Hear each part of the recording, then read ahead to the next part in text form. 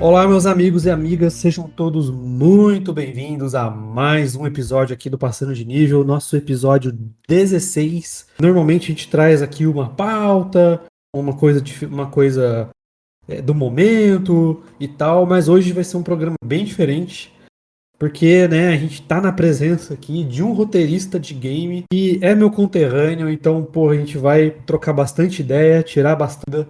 E, meu, já fica o convite aí. Qualquer dúvida sobre desenvolvimento de games, sobre o tema, já comenta aí na postagem no nosso Instagram, no multiverso.da.geek, pra gente trocar ideia. A gente coloca aí o nosso querido roteirista aí pra ajudar a responder, pra gente trocar aquela ideia. Então, já fica aí o convite para vocês participarem com a gente aí assim que este podcast sair. Mas é claro que eu não estou sozinho para essa entrevista, que eu não posso passar essa vergonha sozinho. Felipe está aqui comigo. Estou aqui, estou honrado com a programação de hoje, viu, Léo? É até legal porque recentemente nós fizemos um passando de nível sobre jogos indie, né, Isso. onde a gente ressaltou ali o nosso amor pelos jogos indies e falamos inclusive muito do mercado indie também, até mesmo trazendo um pouco do mercado indie brasileiro, mas é aquilo, a gente falou no nosso ponto de vista como jogadores, né? Isso. Então, agora vai ser legal porque a gente finalmente vai ter aqui alguém que está fazendo parte disso mesmo, na prática ali. Então, acho que vai ser um episódio muito rico, tô É animadíssimo. isso aí. Então, gente, a gente trouxe aqui o Alexandre. Olá, pessoas. Eu sou o Alexandre. Eu sou roteirista de One Step After Fall, o jogo da empresa The Bergson Games Studios, uma empresa brasileira. Então, o cara já se apresentou, não preciso falar mais nada.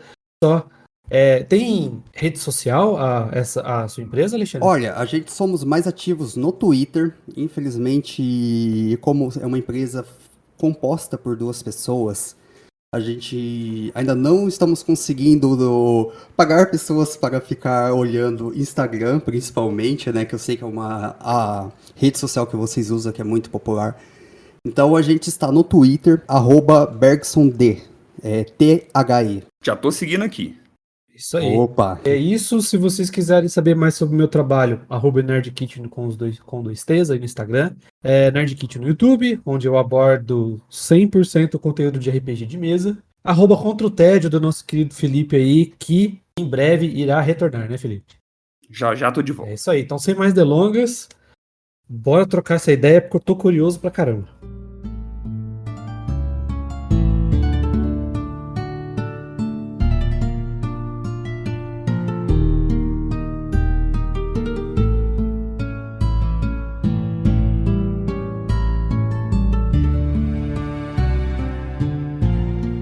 Senhor Alexandre, cara, assim, a gente, né, já falou em off, então vamos repetir aqui. A gente está muito agradecido de você disponibilizando esse tempo aí para conversar com a gente. Baita de uma vontade de conversar com pessoas que se envolvem no desenvolvimento de games. Então tomara que você seja o primeiro de muitos, mas você é o primeiro que a gente conseguiu conversar. E já começa com aquela pergunta, né, cara? A gente sabe que não é fácil desenvolver games no Brasil.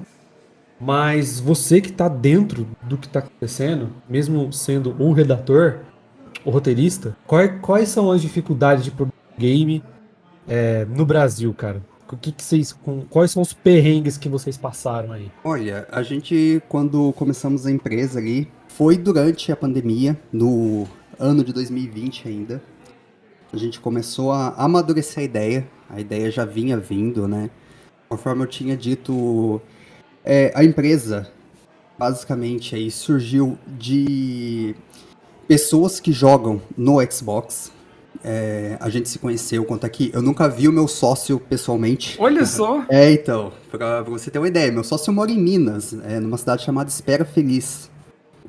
ué, tu é meu conterrâneo aqui? Então, ele é de Minas, então pessoalmente a gente nunca se viu. Aí já começa a ter uma dificuldade. Mas começou porque a gente se conheceu jogando online. A gente tinha duas pessoas que jogavam junto com a gente anteriormente que tinham essa ideia de montar uma empresa de jogos. Só que eram duas pessoas que acabaram não levando essa ideia pra frente. Eu comecei a ajudar eles também na parte de roteiro.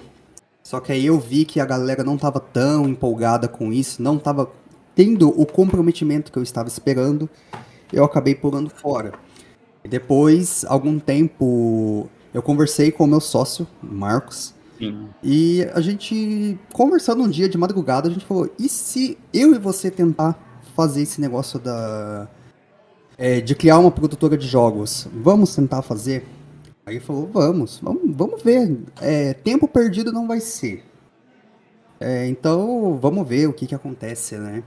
E assim, pensa em duas pessoas que começou do zero, basicamente, porque a gente não tinha um computador decente para produzir jogo. Não que hoje a gente tenha, mas a gente não tinha absolutamente nada. O Marcos já tinha algum conhecimento da parte de programação, mas também nada voltado especificamente para os jogos. Então a gente entrou naquele processo de montar um equipamento decente para produção e também garimpar ali dentro da internet mesmo cursos, videoaulas, tutorial no YouTube para conhecer principalmente a Unreal Engine, que é onde a gente produziu o nosso jogo. Essa dinâmica é o que eu falo que Sim. é onde está um pouco da dificuldade do mercado brasileiro, que é o seguinte. O assunto de seja um desenvolvedor de jogos, você acha em tudo quanto é lugar. Hoje tem escola física dando aulas sobre isso, tem escolas virtuais, você acha tutorial na internet, vídeos no YouTube, tem diversos lugares para você encontrar conteúdo. Só que às vezes o conteúdo não é, por mais que eles te vendam como completo, infelizmente ele nunca é o completo. E porque eu gosto de dizer que são pessoas que estão aprendendo ainda e já estão passando o seu conhecimento para frente. Então esse é um dos grandes desafios do mercado brasileiro, pelo menos é o que a minha empresa passou. E levou ali cerca de 1 ano tendo que aprender conteúdo. Eu fui aprender a modelar em programa 3D. Eu nunca tinha aberto um programa 3D na minha vida. Comprei um cursinho lá de R$ 20 e vamos aprender a modelar, vamos ver como que funciona. Aí o Marcos foi comprar cursos voltados para programação de jogos, né, para ele poder ir ali começar a aprender. Mas foi basicamente isso. Eu acho que é uma das maiores dificuldades que a gente tem hoje é a falta de conteúdo profissional para você montar um jogo em si, sabe? Mas apesar de tudo, até que foi bem rápido, né? Assim, se for pensar desde quando vocês decidiram, né, a montar, até já ter o jogo lançado, até mesmo para console, eu acho que vocês conseguiram até desenvolver bem rápido. Mas então, pelo que você falou, a ideia da empresa veio antes da ideia do jogo em si. A empresa veio primeiro do que o jogo que foi lançado. Para vocês terem uma ideia, foi um dia que da onde basicamente surgiu a ideia da empresa. Tanto eu quanto o Marcos, a gente tinha jogado o jogo chamado Mafia 2, talvez vocês conheçam. E esse jogo, a gente fala que ele é uma obra-prima. A história é muito boa. É um assunto muito bacana. Assunto de máfias, assim, pra quem gosta, filmes, essas coisas, é assunto maravilhoso. Não tem como, né? E o Mafia 2, ele é um jogo que ele consegue pegar perfeitamente todos os conteúdos ali de máfia. Ele consegue apresentar uma boa gameplay. Ele tinha gráficos excelentes pra época. Hoje em dia tem a versão remasterizada dele, né? Com um gráfico ainda melhor. Mas na época ele já entregava bons resultados. E a gente conversando do quanto a gente estava gostando ali do Mafia, a gente começou a ter aqui assim, ó, aquelas ideias bobas que surgem do nada. Que era, gente, putz, e se houvesse um jogo se passando ali na década de 30 no Brasil, contando história de máfia dentro do Brasil? Porque a gente sabe que teve a imigração de italianos e outras comunidades no Brasil, principalmente década de 20, década de 30, e que, assim, não que no Brasil tenham tido mafiosos, as histórias contadas dos Estados Unidos, né? dá pra se explorar uma história dessa, entendeu? Porque a gente tem, principalmente a década de 30, a Sim. gente tem muito contexto. E foi uma época também que a gente tava assistindo Peaky Blinders. Então você vê o que Peaky Blinders tenta mostrar, né? Aquele assunto de máfia entrelaçado com o ramo político. Então a gente começou a divagar essa ideia. Nossa, imagina ali mostrando como que era a sociedade naquela época, que é uma visão que eu acho que muitos brasileiros sequer têm. E não só isso, colocar esse ponto político, esse ponto de pessoas imigrantes tentando ganhar a vida no Brasil e nesse segmento. A gente olhou, depois a gente falou, caramba, a gente montou uma ideia incrível, que daria um jogo muito bacana. A gente não estaria necessariamente copiando o que Mafia fez, mas a gente estaria se inspirando muito, sabe? Só que trazendo para um cenário brasileiro, uma ideia brasileira, construindo basicamente o que Assassin's Creed faz. Assassin's Creed pega, incrementa uma ficção dentro dela. Então, basicamente era essa a nossa ideia que a gente teve. E chegou no ponto que a gente falou, nossa, essa ideia está tão boa que eu acho que a gente tem talento para isso. A gente conversou mais sério. Puta, vamos montar uma empresa de jogos? Vamos. Aí foi onde surgiu a ideia de começar a empresa. E quantas ideias vocês tiveram antes do jogo, depois que vocês Muito legal. fundaram Olha, a empresa? eu posso dizer que basicamente a gente teve bastante ideia. Esse jogo mesmo, de máfia, é um dos nossos projetos que a gente quer lançar. Digamos que esse aí é a nossa ideia maior que a gente tem, só que falta aquilo que uma desenvolvedora pequena não vai ter: dinheiro. E fazer jogo tem um custo enorme. E não é à toa que quando você vê Sim. as empresas americanas, quando sai notícia, jogo custou, o jogo X da empresa custou 100 milhões para ser feito. E as pessoas, nossa, mas como que um jogo pode custar isso? Pior que custa, porque são muitos processos envolvidos dentro de uma produção de um jogo. Então, às vezes, você chega a valores muito exorbitantes. E, para fazer um jogo desse, com a ideia que a gente tem, ia precisar de um dinheiro que a gente não tem a menor possibilidade de fazer no momento. Então, é aquela ideia que vai para a caixinha do futuro. Um dia, a gente quer fazer. Não, mas só de ter, assim, porque pelo visto, criativos vocês são bastante, né? Porque a parte técnica, querendo ou não, depois vai correndo atrás, né? Igual você falou, teve que fazer curso e etc. Mas talvez ter boas ideias não tem curso que ajude. Então a criatividade é muito inerente de cada um, né? Então é legal que vocês já possuem muito isso, já tem até um catálogo aí de ideias boas que só precisa do investimento, né? De certo modo. Então é torcer também para cada um ir viabilizando o outro. Então, que um projeto faça sucesso para poder dar um retorno financeiro para poder investir no próximo, né? Não, exatamente. Assim. Tanto é que, como eu posso dizer, quando a gente chegou na ideia de One Step After Fall, foi quando a gente já tinha montado um joguinho, e a gente montou um joguinho bem simples, tem o gênero, mas eu não lembro exatamente o gênero que eles chamam, é Run alguma coisa. Que é aqueles joguinhos de você pegar a moedinha enquanto o cenário tá se movendo e você tem que desviar de obstáculos, sabe? Eu sei qual que é. Que tem muito em celular, jogo né? de celular totalmente, sabe? Foi o primeiro jogo que a gente fez, a gente chamou ele de Delivery Stranding. Isso porque era na época que tinha saído o Death Stranding. E lá do Hideo Kojima, né? E a gente fez até um trocadilho no nome de piada com relação a isso, porque dentro de Death Stranding você é um entregador e o nosso joguinho basicamente era isso. Você era um carrinho ali de um entregador fazendo entregas.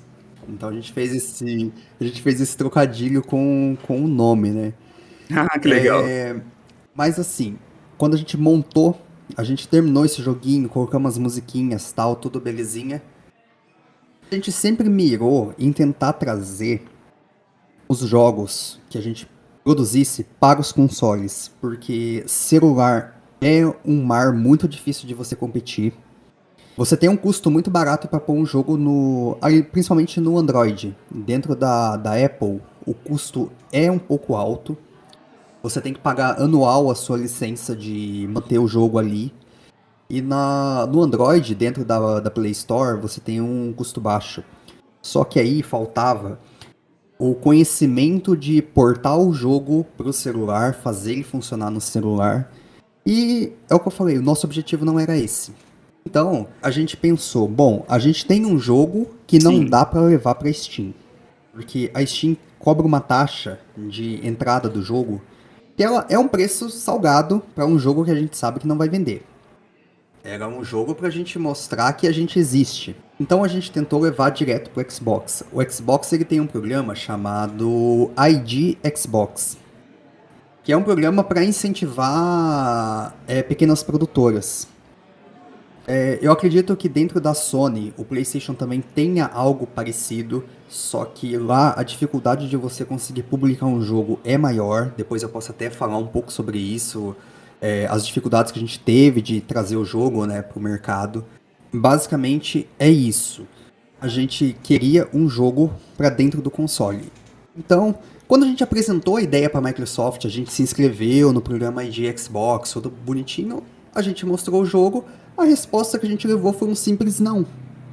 E a gente ainda tentou conversar com eles, né?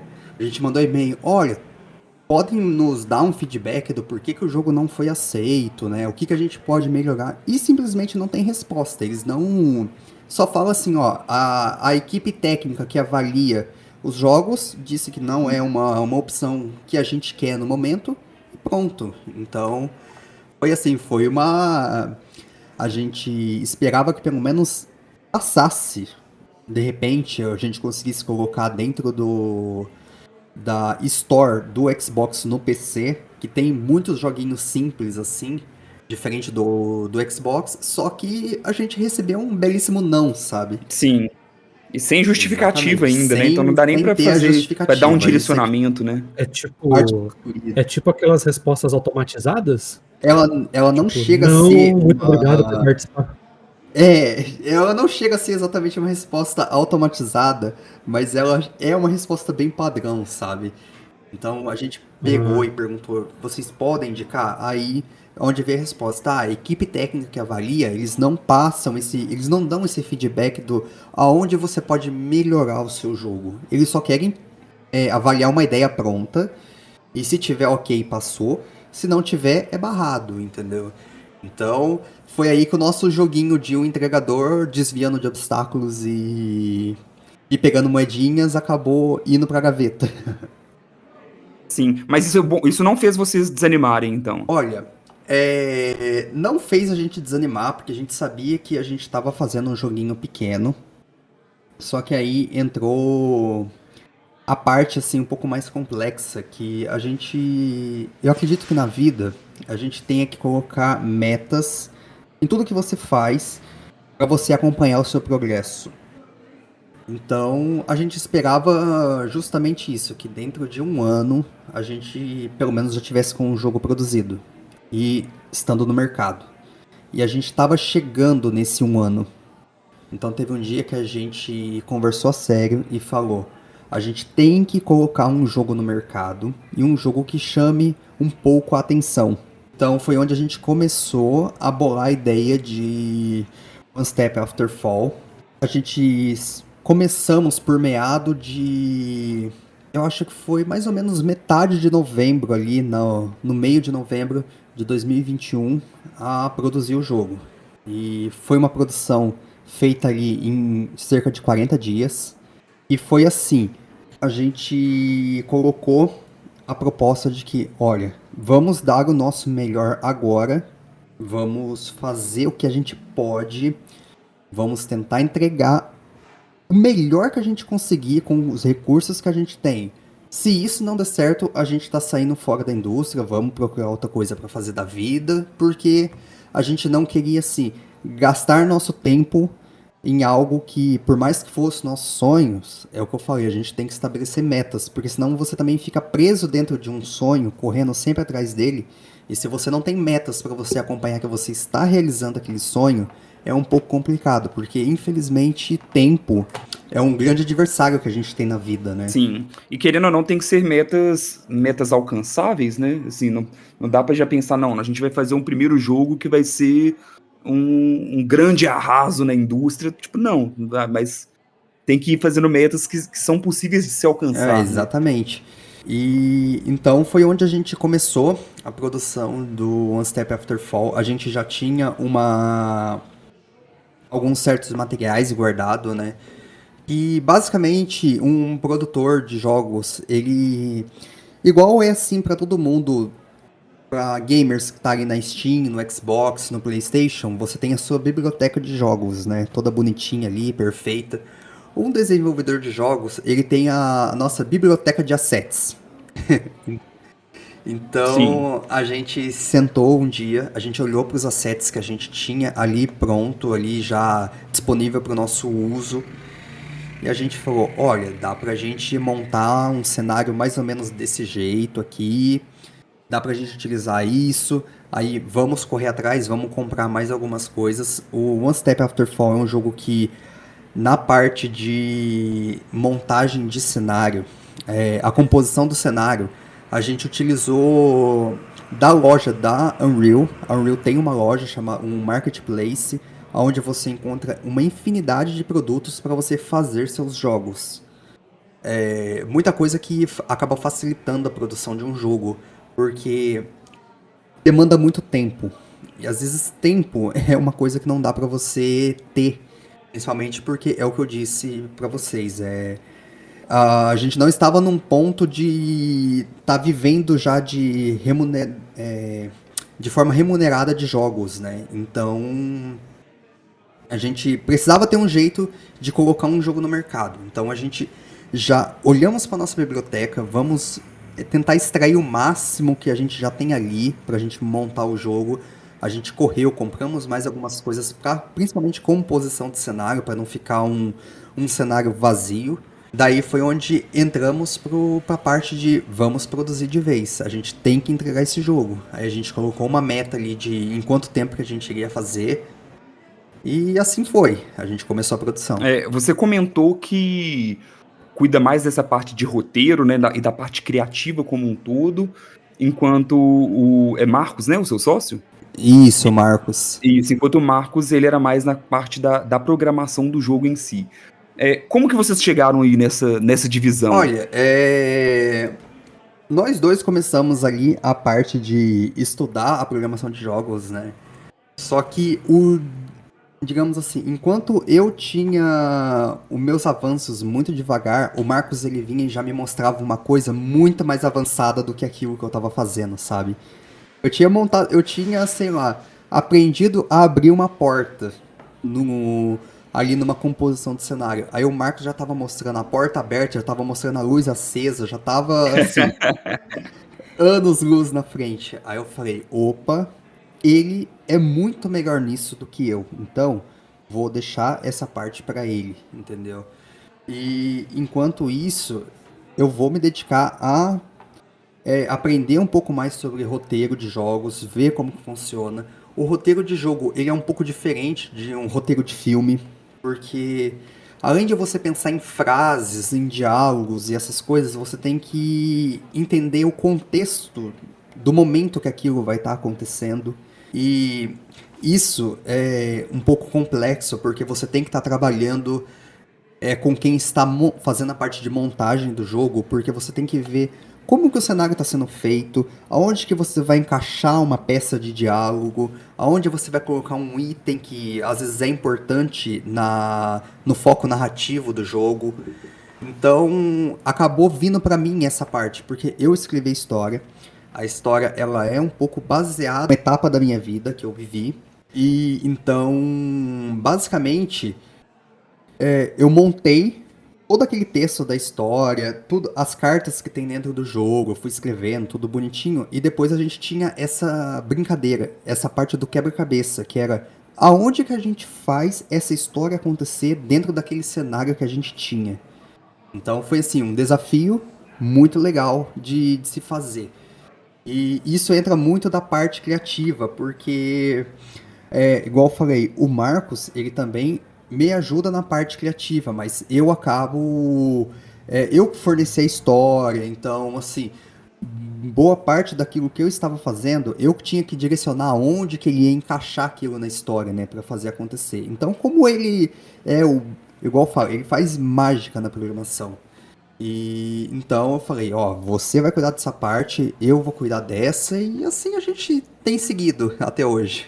Ah, legal demais. É igual você falou, né, cada um tem a facilidade com algo também, né? Isso contribui muito. Eu comecei, né, eu fiz parte de uma faculdade de programa de jogos, né? De jogos digitais. E aí uma coisa que pra mim era desafiador era justamente isso, é porque lá na faculdade de jogos se aprendia tudo. E aí, e nem sempre você tem facilidade com tudo, né? Então, por exemplo, eu gosto mais da parte de fundamentos de jogos, da parte de conteúdo, de roteiro, mais para esse lado do que da parte de 3D, por exemplo, de modelagem 3D ou de programação. Só que não, lá era para você passar é passar em tudo. Então, tem esse desafio. E é legal que, pelo jeito que vocês fizeram, né, vocês acabaram até cada um conseguindo aprofundar mais na área que tem maior facilidade e que tem maior interesse também, né? Então isso foi bem legal, assim, do jeito que vocês conseguiram construir. A gente tentou, assim, né? É o que eu falei, isso também é um dos problemas que tem dentro das faculdades. Hoje em dia a gente sabe, né? Tem bastante também as faculdades de programação de jogos, né? E esse é um problema que às vezes, assim, não desmerecendo, quem faz, gente, não me odeie. Acho que se você acha que esse é o seu caminho de seguir, você vai. Mas, infelizmente, as faculdades, ela tem esse ponto de querer te formar um profissional que você vai saber tudo sobre jogos. Eu acredito que também tem um ponto que, às vezes, quem sabe de tudo, no final não sabe de nada. Sim, Porque assim, às vezes você tem a história do jogo excepcional, você tem o cenário bonito, você tem seus códigos tudo bem feito, tudo funcionando, bonitinho, mas você não sabe montar aquilo, você não sabe fazer aquilo acontecer. E eu acho que essa é uma coisa que a faculdade não vai te ensinar. Às vezes você. Eu sou uma pessoa. Tanto eu quanto o Marcos, nós somos pessoas que jogam bastante. A gente já passou aí por vários jogos. Então, isso é uma coisa que vai contar muito. A sua experiência que você vai ter em jogos. Eu acredito que isso também falta em muitos desenvolvedores, pessoas mais antigas. Às vezes você fica muito chateado com jogos que você vai jogar e o desenvolvedor decide colocar 100 coletáveis para você pegar pelo jogo, decide colocar 500 coletáveis, igual uns Assassin's Creed da vida, né? E isso é coisa assim que a gente fala que é desenvolvedor que não joga. Porque ele tem uma ideia que ele acha muito brilhante, ele põe dentro do jogo, e o jogador, quando vai jogar, ele acaba se frustrando, às vezes, em bobeirinhas. Nossa, é uma Coisas que coisa. poderiam não ter, né? sim. E é algo que a gente debateu muito no episódio de jogos indie, foi isso, né? A originalidade que os jogos indies acabam permitindo, porque quando se trata de um jogo de uma grande empresa, um AAA aí, muitas vezes ele tem que inserir esse tipo de coisa por solicitação da empresa em si, sabe? Então vamos supor, eu preciso de aumentar a duração de um Assassin's Creed para poder justificar o preço cheio dele. Então taca horas de jogo em um mundo aberto vazio, sabe? Então a gente acaba vendo que algumas fórmulas precisam ser seguidas em alguns estúdios grandes e que nos jogos indie não. Então, por isso que cada vez mais, né, os jogos indie têm roubado aí a atenção justamente por essa Exatamente. originalidade. As empresas grandes, como eu falei, jogos hoje estão casa dos milhões de dólares aí para serem produzidos. Então, as empresas grandes elas sempre vão apostar no seguro. Então, a inovação ela até existe, você sempre vai ver, só que você vai ver ela acontecendo a passos muito lentos. Todas as empresas, se você for uma pessoa que joga bastante, vocês já devem ter percebido isso. As empresas sempre tendem a copiar o que uma empresa fez e deu Nossa, certo. Sim, ou tentar, pelo menos, né? Satura muito. Porque nem todo mundo consegue, por exemplo, nem todo mundo que lança um Souls-like Nossa, consegue ser uma satura From muito, cara, Software, né? porque aí Então, você vai procurar por outras Exatamente. opções, e você vê que 3, 4 empresas lançaram a mesma coisa. Chega uma hora, né, Léo, que vira tendência, até saturar o gênero. Então, por exemplo, eu amo roguelike. Só que teve uma época que eu cansei. Então, até eles mudarem um pouco do roguelike, você cansei um pouco. Metroidvania, a mesma coisa. Então, vai ali, opa, deu certo, então vamos tentar o máximo possível.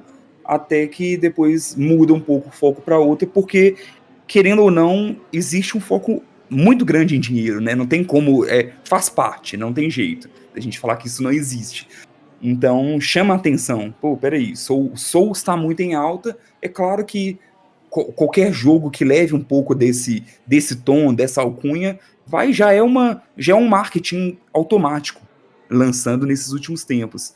Então, e aí acaba criando um pouco dessa limitação Sim, em cara. diferença Nossa, entre os temas, né?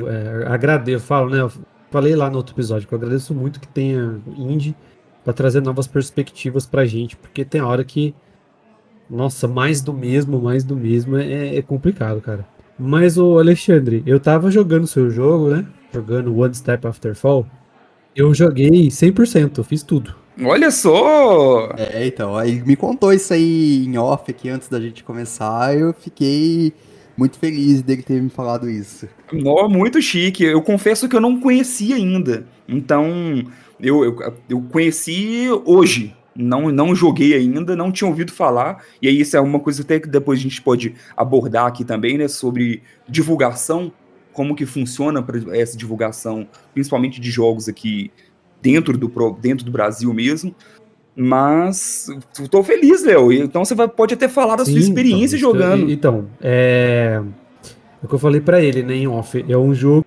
Eu tenho que discordar de alguns caras que fizeram lá o feedback. Porque teve um cara lá que reclamou que, mas o jogo não dá indícios de como seguir o caminho certo, né? Eu falei, meu irmão, a graça do jogo é essa, é você descobrir. Porque senão não tem graça. Mas assim, a primeira coisa boa do jogo é R$ 11. Vamos começar por aí. Né? Então é R$ 11, gente, pelo amor de Deus. Outra coisa boa, eu gostei da profundidade do jogo.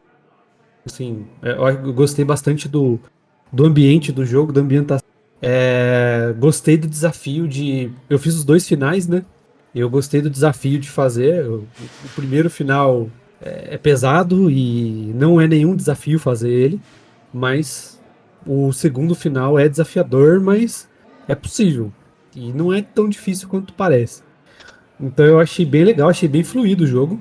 Eu tomei 2 sustos no jogo. 2 sustos. Eu não vou falar os momentos, eu posso falar em off, né? Mas eu não vou falar os momentos aqui, senão vai acabar com a experiência da galera. É um jogo que não é pra dar susto? Não é, mas eu tomei. E pronto. Mas eu senti falta de uma coisa só, mas eu gostaria de entender com você aí que participou do desenvolvimento. São 2 brasileiros fazendo e vocês deixaram localizado, né? Fizeram o jogo em português com as legendas em português. Mas não tem a dublagem em português. Por que vocês optaram por não fazer a dublagem em português? Eu procurei no menu e não achei, pelo menos. A dublagem em português, a gente ficou devendo nesse jogo mesmo. O que é que acontece? Inicialmente, o jogo ele não foi nem pensado para ter uma dublagem. Então, ou seja, eu não sei se vocês conhecem um jogo, ele é chamado... Hoje em dia ele já é tratado, já não é mais nem o pai, ele já virou o avô dos Walking Simulator, né? Que é o gênero do meu jogo, ele é um Walking Simulator. Que é o Dear Esther. Vocês já chegaram a ouvir falar desse jogo? Eu acho que já, cara. Eu não. Ele é um jogo que ele fez ele fez assim uma certa fama quando ele lançou. Eu acho que ele já deve ter bem aí acho que até mais de 10 anos no mercado. Ele saiu, eu acho que ele foi um pouco antes do Stanley Parable. Isso aí eu acho que vocês já devem ter ouvido falar, porque esse jogo foi super famoso. Não, isso eu sou apaixonado. Ele lançou uma versão atual, né? Uma versão deluxe recentemente. E eu tava rejogando ele aqui. Então. O Dear Esther busca uma ideia, um conceito que ele é um pouco mais ali recluso nas informações que ele vai te passar. É um jogo que você vai passar umas 2 horas caminhando realmente pelo jogo, ali apreciando o cenário. E quando você termina o jogo, eu pelo menos quando eu terminei, eu falei, que diabo de jogo é esse que eu joguei? E eu fui na internet ler, eu falei, gente, eu já vi o pessoal elogiando esse jogo. O que foi a mensagem que ele tentou fazer por trás, né? E o jogo, ele não tem diálogo, ele não tem nada. Você simplesmente vai estar andando pelo cenário, você vai estar vendo algumas coisas. E o jogo era sobre, basicamente, um homem que perdeu a sua esposa. E é como se fosse uma peregrinação do luto, o jogo. E eu falei, eu acho que o jogo cumpriu essa proposta, porque eu terminei e eu tava muito triste, porque eu passei 2 horas da minha vida empurrando o analógico pra frente e andando. Mas era um jogo assim, ele era aquele silêncio absurdo. E One Step After Fall, quando a gente começou a produção, basicamente a gente queria entregar uma coisa diferente, que era o seguinte: a gente queria entregar uma história que você pudesse entender, você pudesse saber o que está acontecendo. Porque tem um outro jogo, Walking Simulator, que vocês também devem conhecer, que é o Gone Home. Já, Vocês já ouviram falar Sim, dele? já sim. Então, Gone Home tem uma história fantástica. Só que é uma história que você só vai saber se você quiser caçar ela dentro do jogo. Porque o jogo não vai te entregar ela de graça. É uma história muito linda, por sinal. Gone Home é assim, um dos jogos indies assim, que eu olho e falo, gente, os caras fizeram um trabalho incrível ali dentro. Só que a gente queria um foco que a gente mostrasse a parte narrativa. E a gente induzisse o jogador a entender o que está acontecendo ali dentro do jogo. E inicialmente o jogo não ia ter dublagem, mesmo a dublagem ali em inglês. Aí teve um dia que a gente encerrou as nossas produções do dia. Aí eu fui dormir e eu falei pro Marcos, amanhã eu vou entrar um pouquinho mais tarde, que eu vou ter que dar uma saída de manhã. Aí no outro dia, quando eu cheguei e eu entrei, aí o Marcos, eu tenho que te mostrar uma coisa. Aí a gente achou um programa chamado Replica Studios. É um programa de bot, voice bot, e é um voice bot dedicado a jogos. Olha só. Então, aí é onde vamos começar a desmistificar o mistério. Do porquê não ter uma dublagem em português. Todas as vozes que a gente aplicou ali do jogo, as 3 vozes que estão ali, é feita por bots. É como se fosse nossa querida voz do Google, né? Só que essa Replica Studios, eles trazem os bots para compor principalmente voz de NPC secundário. Isso é uma coisa que a indústria tem aplicado muito para diminuir custos, né? Então, você pega aqueles sons que eu diria mais comuns dentro de um jogo e eles só acabam usando bots para poder criar esse som. Então, a gente teve um desafio maior, que era constituir as frases dentro de um bot que basicamente a única língua que ele conseguia replicar bem era dentro da língua inglesa. A gente tentou o português, mas ficou um negócio ridículo, porque o bot ele tende a ter um sotaque e uma entonação. E não funcionou de jeito nenhum para a língua brasileira. Então a gente falou, tá, sou um brasileiro fora de cogitação, porque a gente não queria entregar uma dublagem amadora. Porque eu acho que isso é algo que danifica a experiência de jogo, é você jogar algo que tem uma dublagem mal feita. Ainda mais Tira a imersão, né? Simulator. Tira a imersão total, entendeu? Imagina, olha a minha voz. Então, e aí assim, olha a minha voz. Eu não iria conseguir colocar a minha voz dentro do jogo nunca. Uma por vergonha, eu não sou um profissional de... Não sou um ator, não sou um profissional de dublagem para estar fazendo isso. E é algo que custa dinheiro. Por mais que você fale, mas o jogo tem só umas... acho que somando não deva passar de 30 frases de diálogos. Só que custa dinheiro. E era algo que a gente tava no limite ali do quanto a gente podia gastar, quanto é que eu falei. A gente já procurou dentro da nossa biblioteca o que a gente já podia utilizar, que a gente tinha para evitar o gasto de dinheiro. Quando a gente descobriu esse bot, que a gente podia usar ele, a gente precisou fazer, né, aqueles jeitinho brasileiro ali assim, né, para poder usar o bot livremente, porque a versão trial dele tem um recurso de tempo, então a gente precisou ficar criando umas contas ali para a gente conseguir utilizar e puxar, né, os nossos arquivos de áudio bonitinho. Basicamente é por isso que a gente não conseguiu trazer uma dublagem brasileira. A gente não queria entregar algo que tirasse a experiência das pessoas e ao mesmo tempo acabou sendo uma ferramenta que, na nossa visão, deu uma agregada, porque é como eu disse, o jogo ia ser um silêncio total. Simplesmente aquele sonzinho básico de cenário, mas seria um silêncio total. E quando a gente viu a voz ali, principalmente do personagem principal, que é o Steve Robinson, a gente falou, putz, essa voz vai dar certo. Então a gente tentou desmistificar o funcionamento daquele bot pra gente chegar nas vozes daquele jeito, com aquela entonação. Então, basicamente foi isso. A gente ficou devendo a dublagem em português, porque a gente tem um gasto pra fazer isso com profissionais. E a gente optou pelo bot. Acho que enriqueceu um pouco a experiência, né? Então, foi o caminho que a gente conseguiu trilhar no momento que a gente Entendi. estava. Que bot bom, cara, porque ele tá cheio de expressão, tá cheio de entonação, achei da hora, parecia ser uma pessoa mesmo. Foi bot, entendi. Que opção boa. E é mais barato também, né?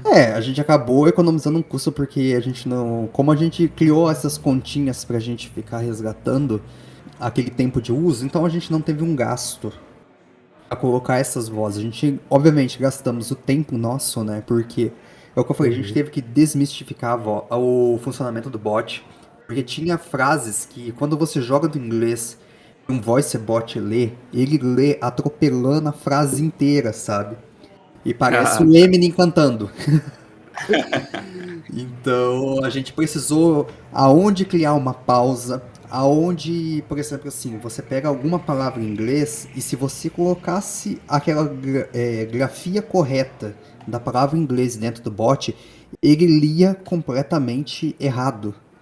Então a gente tinha que criar adaptações na grafia para ele ler parcialmente certo, entendeu? Então a gente precisou desmistificar ali o uso do bot, mas o resultado que a gente entregou, eu acredito que tenha sido incrível ali, considerando um bot que é para vozes secundárias ou para aquelas vozezinhas genéricas de jogo de celular, sabe? Entendi.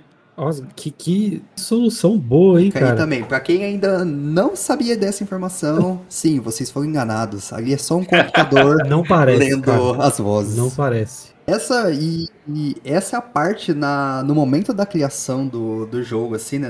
Na fase de desenvolvimento, que eu falo pra você, foi uma das partes mais divertidas que a gente teve. Porque chega aqueles momentos, às vezes, que vira situação um pouco estressante. Eu até falo, o Marcos, ainda bem que ele tem uma paciência enorme comigo, porque eu cheguei no momento que eu falei, Marcos, a gente precisa colocar a gente precisa ter um baú dentro do jogo pra gente colocar o item principal do jogo.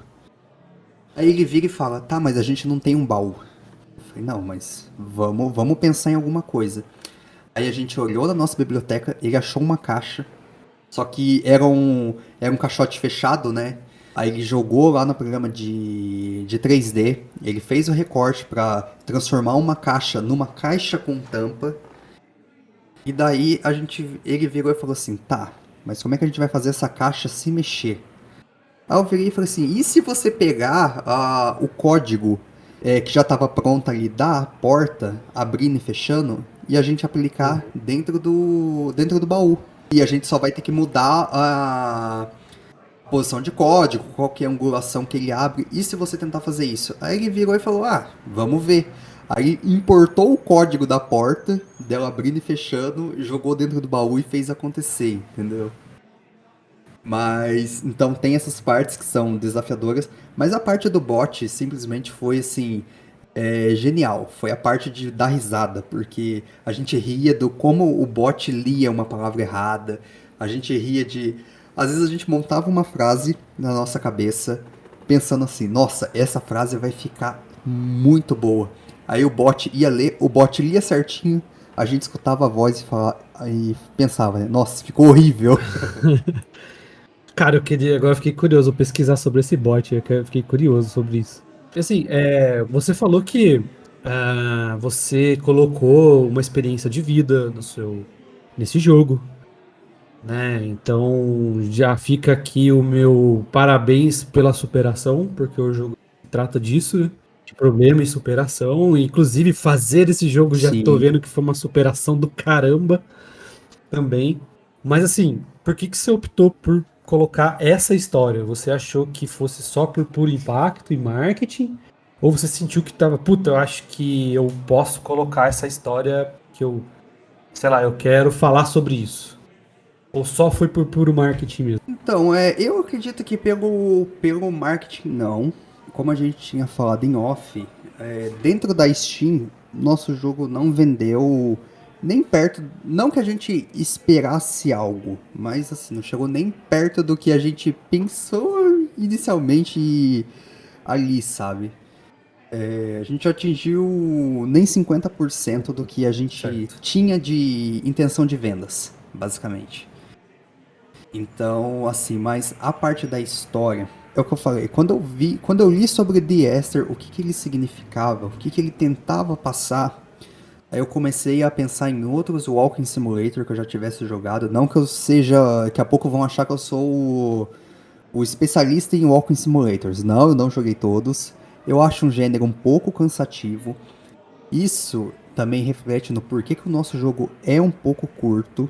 A gente já pensou nisso, o quanto o gênero ele pode ser um pouco cansativo, então a gente optou em deixar ali um pouco mais curto, uma experiência mais direta, né? Mas basicamente o ponto da história é que era o seguinte, como eu falei, o jogo era a nossa última tentativa. E foi uma fase ali da minha vida que eu ainda estava no meu processo de curar a depressão. Pra quem não sabe, o jogo fala sobre depressão, né? Fala sobre o sentido da vida e essas coisas. Ali no jogo tá uma parcial da minha história de vida, né? Eu costumo falar assim, eu não sei quem que sofreu mais, se é o Steve Robson dentro do jogo ou eu na minha vida. Mas assim, teve uns momentos pesados.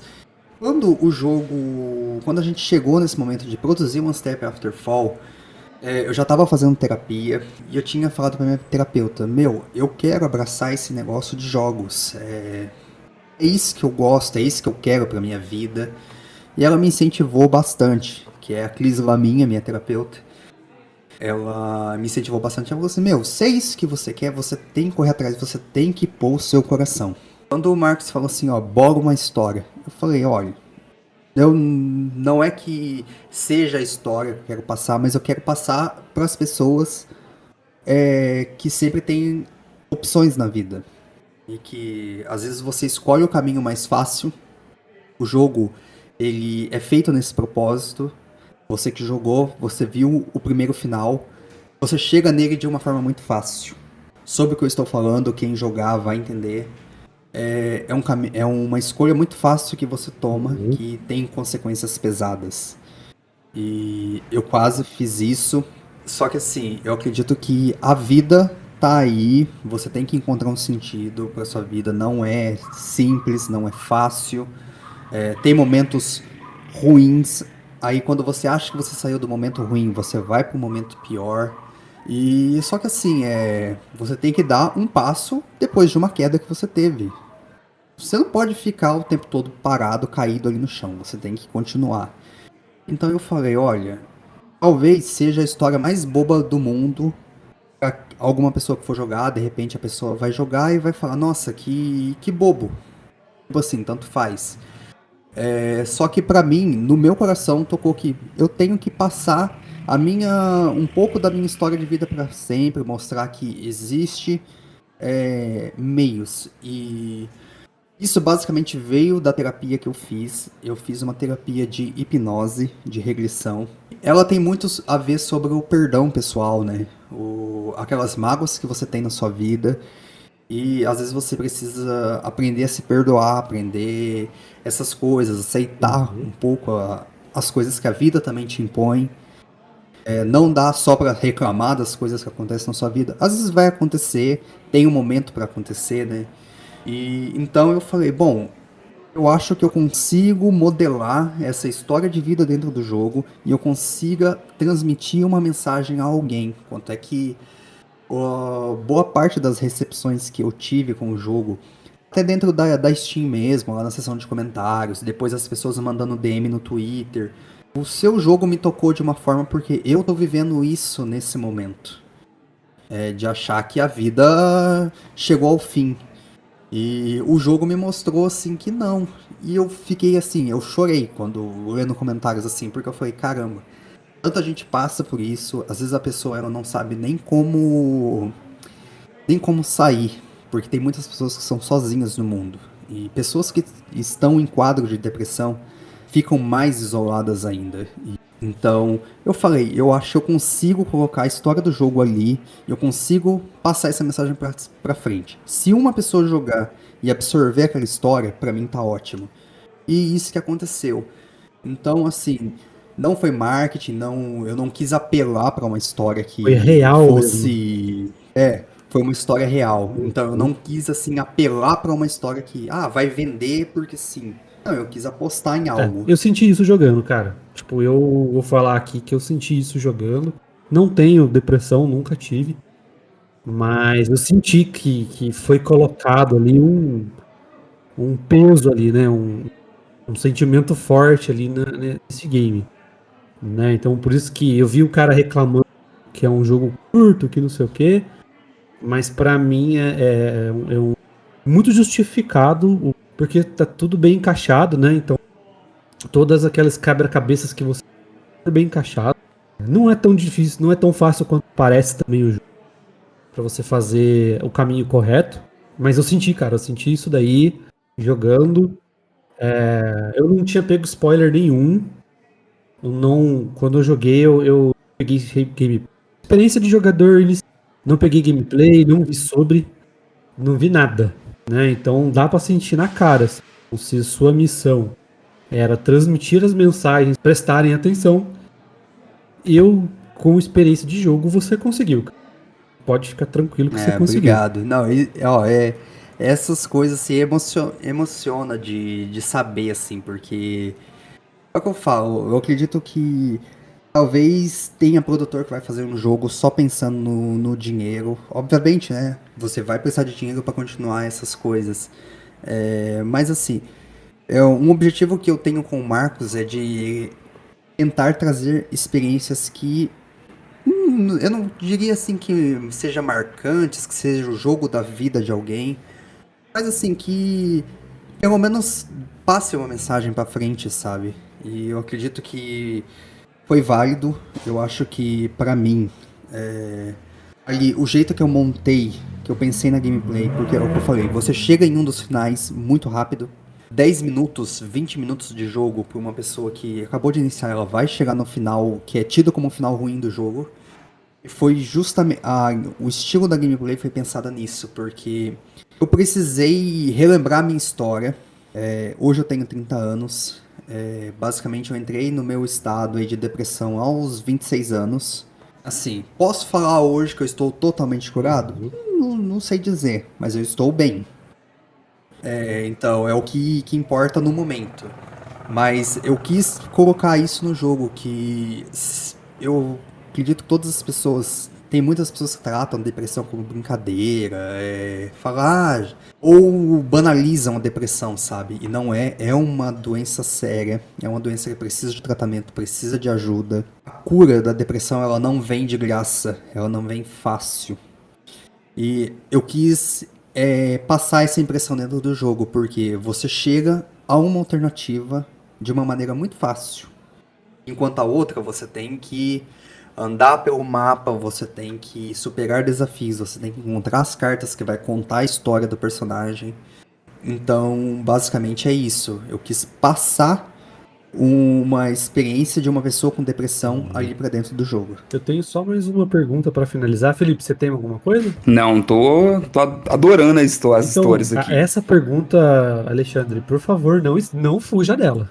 Planos futuros, cara. Pode mandar. Aqueles spoilerzinhos daqueles jogos que vocês já estão trabalhando. Vocês estão trabalhando com outro jogo? Já tem aí um projeto em andamento? Como é que tá aí? Olha, a gente tem um projeto em andamento, sim. Quando a gente começou a bolar o segundo jogo, foi recente, questão de um mês atrás que a gente Ó. começou. E porque assim, pra quem não sabe, a gente tá na Steam desde fevereiro do ano passado, foi quando o jogo lançou na Steam. A gente tentou também lá atrás entregar o One Step After Fall direto pra Microsoft para lançar no Xbox e no... Adivinhem, a gente foi recusado. Então, mesmo sendo um jogo assim, um pouco mais completo, eu diria, a gente foi recusado da mesma forma. E aquela mesma história, você pergunta, não tem. Então nosso recurso foi para Steam, pagar a taxa de entrada, ir para lá. Depois que a gente alcançou um certo... Eu não diria nem uma certa notoriedade, porque é o que eu falei, o jogo vendeu muito pouco dentro da Steam, é uma informação que eu não escondo de ninguém, o jogo ele não atingiu o que a gente esperava dentro da Steam, é o que eu falei, dentro da Steam você tem vários competidores e todos os dias saem jogos maravilhosos dentro da Steam e que por sair tantos jogos, muitos passam despercebidos. Só que a gente teve uma pequena notoriedade. Obviamente que veio assim demorou um pouquinho. Eu mesmo comprei cópias do jogo, eu fiz review lá ali nas contas que eu comprei o jogo para poder ter um certo número para apresentar para a Microsoft e falar, gente, vamos tentar novamente. E quando chegou o mês acho que de julho do ano passado, a Microsoft deu um ok pra gente. Então começou todo uma outra jornada, que era receber o Dev Kit da Microsoft, registrar a empresa. Teve todo um processo assim muito maior para acontecer. Então a gente só conseguiu trazer um Step After Fall para os consoles Xbox no dia 7 de janeiro desse ano. E então, a gente ainda nesse exato momento, eu ainda nem recebi da Microsoft, né? A gente ainda tá vivendo Entendi. muita coisa dos frutos de One Step After Fall. Dentro da Microsoft, a recepção foi muito diferente e muito maior do que a gente estava esperando. Eu lembro do dia que eu fui no Twitter, eu tava voltando do trabalho, eu tava no ônibus, e eu peguei, fui lá e decidi retweetar. Queridos amigos, aqui está o lançamento do nosso primeiro jogo, tal, tudo bonitinho. E quando a gente fez isso pra Steam, até a recepção foi bem mista, não teve tantos comentários. E quando a gente fez o anúncio do lançamento para Xbox, eu juro, eu acho que eu passei a madrugada inteira respondendo mensagens, porque era gente retweetando, era gente comentando, gente dando like. Eu olhava assim e o Marcos me mandando mensagem na DM. Ele falou: olha esses números, a gente nunca fez isso. Isso nunca aconteceu com a gente, porque daí era coisa assim de você olhar, 10 pessoas curtiram. Aí você tirava a notificação do celular, daqui a pouco você olhava, 5 pessoas curtiram. Aí você tirava, eu fui tomar banho, eu voltei, 30 pessoas curtiram. Eu falei, cara, olha a recepção que isso tá tendo. E dentro do Xbox tá indo muito bem. Ah, que legal. Maravilhoso você ver que o seu trabalho tá tendo um desempenho. E assim que eu falo, hoje está tendo um desempenho maior do que a gente esperava. Eu gosto de falar números. A gente tinha uma meta que se o nosso jogo vendesse 1000 cópias, ia ser incrível. É o que eu falei, na Steam eu não consegui nem 50% disso. Então aí, pra quem é bom de matemática vai ter uma noção. E no Xbox a gente superou isso, entendeu? E assim, tá sendo um momento muito bom, porque a gente tá vendo que, opa, tá dando certo, tá funcionando, a gente já vai conseguir melhorar o nosso próximo projeto. Eu queria até saber sobre o Game Pass. Teve algum tipo de conversa de como que funciona para poder entrar nesse catálogo? ou do Game Pass, ou da Gold, por exemplo. Então, inicialmente, até aonde a gente sabe, a gente não recebeu nenhum convite, nem nada. E também não é você que decide colocar, tipo assim, não tem uma sessão do Xbox que você chega e oferece seu jogo para eles. Sim. Então eu acredito que eles tenham uma curadoria que procura os jogos. Um dos recursos que é um pouco complexo é o fato de que às vezes você vai ter medo de gastar num jogo muito caro. One Step After Sim. Fall, a gente também sempre teve uma política que é o seguinte. A gente é brasileiro e a gente sabe o quanto o brasileiro que gosta de jogos sofre, porque a cada ano que passa é um hobby muito caro de se alimentar. Pô, hoje em dia um lançamento tá custando R$ 350. Aí você olha pro nosso salário mínimo, você olha pro preço de um console de nova geração e é decepcionante. O jogo, ele tem esse valor, eu acho que ele é R$ 10,85 na Steam e no Xbox ele tá por R$ 10,45. A gente trouxe esse preço mais acessível dentro do Brasil porque a gente queria que, assim, vamos ganhar nos números. Eu não preciso inflar o preço do meu produto, até porque eu sei que eu não fiz um jogo que eu tenha o direito de cobrar mais do que R$ 50, mais do que um preço muito grande nele. Então a gente trabalhou num preço menor, só que a gente tem uma recuperação do preço estrangeiro, porque a gente colocou o preço do dólar e do euro a 4,99. Então a gente tem essa recuperação, a gente consegue ajudar o mercado brasileiro enquanto a gente ganha do mercado internacional, entendeu? Mas aí voltando nessa questão do Game Pass, seria fantástico o nosso jogo tá lá, mas infelizmente ainda não rolou um convite, não chegou nenhum e-mail ali, de quem sabe ali no Quem sabe, futuro. né? Chega um Ainda e-mailzinho há ali tempo. do Phil Spencer, né? Eu sei que não é ele, mas quem é da comunidade Xbox sabe que Phil Spencer aí é um deus ali dentro do Xbox, é um cara que eu não diria que salvou a divisão Xbox, porque eu acho que ela nunca teve, como dizem, que as más línguas gostam de falar que o Xbox tá falindo, o Xbox é um console sem jogo, essas coisas. Eu tenho como o meu console principal. A minha era PlayStation durou só no PlayStation 2 e depois eu migrei pro 360 e acabei indo pro Xbox One e lá eu fiquei. Ali virou minha segunda casa. É uma divisão forte, tem uma comunidade muito forte, tanto a estrangeira quanto a brasileira.